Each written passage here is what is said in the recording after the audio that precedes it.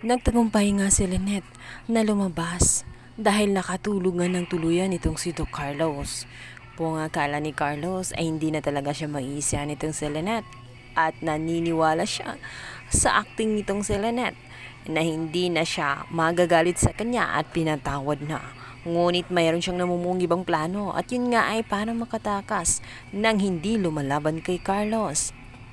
Nang makita na nga ni Lynette na nakatulog na nga ng mahimbing itong si Doc Carlos, agad-agad siyang nagmamadali. Kinuha ang bag at dahan-dahan na lumabas. Hanggang sa makalabas na siya ay nagkukumoripas na nga siyang nagtatatakbo na nga siya. Hanggang sa makita niya itong caretaker na si Arman. Dito nga ay hihingi siya ng tulong. Sinabi niya rito na kailangan niya ang tulong dahil nga sinasaktan siya ni Carlos. Kailangan niyang maniwala dahil kung hindi, kapag naabutan pa nga siya, ay hindi na nga siya tuluyang pakakawalan at hindi na niya alam kung ano pang kayang gawin ng kanyang asawang si Carlos sa kanya. Makaawa ng husto itong si Lynette na itong si Arman ay tulungan siya.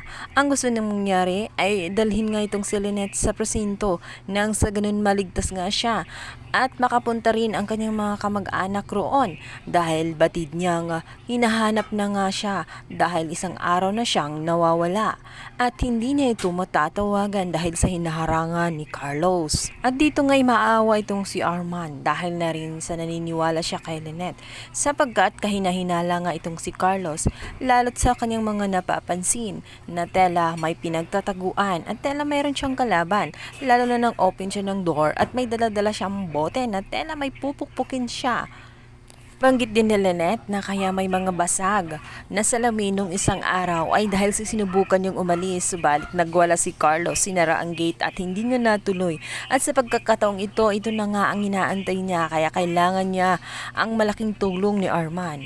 Pumayag naman itong si Arman at agad nga siyang dinala doon sa presinto. Kung kaya't itong ang si Carlos ay nahuli na ng mga kapulisan dahil na rin sa sinabi nitong si Lynette sa kanya na pinipisikal nga siya. Sinilaysay na rin niya ang lahat-lahat na alam na niya ang katotohanan dahil sa mga bagay na kanyang natuklasan. Itinago siya ni Carlos sapagkat may alam siya sa ginawa niya kay Irene. Siya rin ang dahilan kung bakit ito namatay. Umamin umano ito sa kanya. Kaya't wala nang dapat pang ipagkaila. Kaya naman dahil sa testimonya nga nitong si Lynette ay agad na nakulong itong si Carlos dahil na rin sa mga pasa na pinapakita nitong si Lynette sa kanya.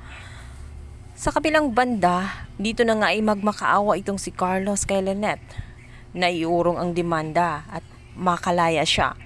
Ngunit wala siyang magagawa sa galit ni Lynette sa kanya. Bilang banda, nabigo nga itong si Regan na i-comfort nga itong si Harry dahil abot langit ang kanyang galit at hindi ma-explain ang kanyang nararamdaman. Nilayasan siya nito at pumunta nga sa bar upang makalimutan ang ginagawa ng kanyang ama. Sinabi naman ni Chang Susan na hayaan mo na siya. Malamang magiging aggressive lang lalo yun dahil sinabi ni Chang Susan na kung ano ang puno ay siyang bunga. Wala nga silang magagawa kung sadyang matigas ang ulo ni Harry. Hayaan na lang umano hanggang sa makapag-isip ng maayos at kumalma ang kanyang utak. Sa kabilang banda, ito nga si Harry ay paalis na sana sa may pintuan pa lang ng Esrich. At dito nga ay magugulat siya dahil tatawag nga itong si Carlos sa kanya upang magmamakaawa na hihingi ng tulong dahil nga nasa presinto siya.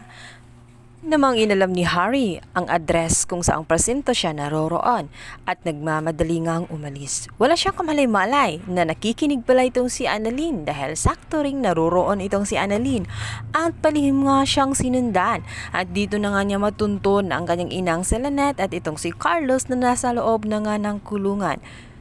Ito na nga kaya magpapalit ng pwesto itong si Doc Carlos at itong si Moira naman ang makalabas dahil siya na naman ang bagong kontrabida.